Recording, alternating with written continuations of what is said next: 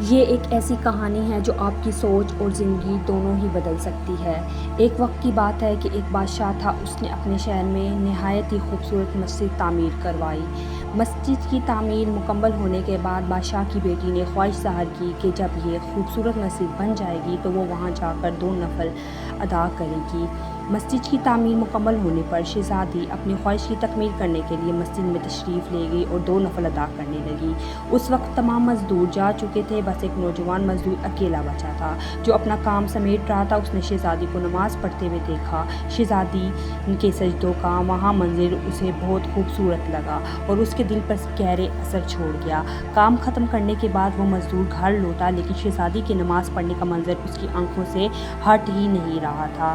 اس نے اپنی ماں کو اپنا حال سنایا اور کہا، میں شہزادی سے شادی کرنا چاہتا ہوں، تو آپ برائے کرپیا بادشاہ کے پاس میرا رشتہ لے جائیں۔ ماں نے بیٹے کو بہت سمجھایا، بیٹا ہم ایک عام سے مزدور ہیں اور وہ بادشاہ کی بیٹی ہے، ہمارا کوئی میل نہیں۔ لیکن اس نوجوان نے جیسے جنون سوار ہو گیا تھا۔ وہ دن رات اسی سوچ میں گر کر رہتا، نہ کھانا کھاتا نہ کام کرتا۔ اس کی حالت دن بدن بگڑتی جاتی، یہاں تک کہ وہ مرنے کے قریب ہو گیا۔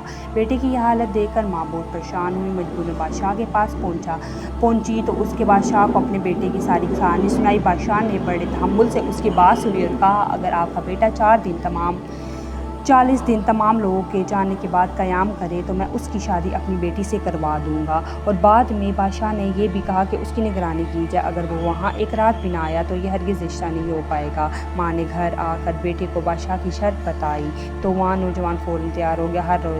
ہر رات جب نمازی چلے جاتے تو نماز میں قیام کے لیے جاتا، اللہ کے حضور سجدہ کرتا، دعائیں مانگتا اور اپنی عبادت میں کھو جاتا۔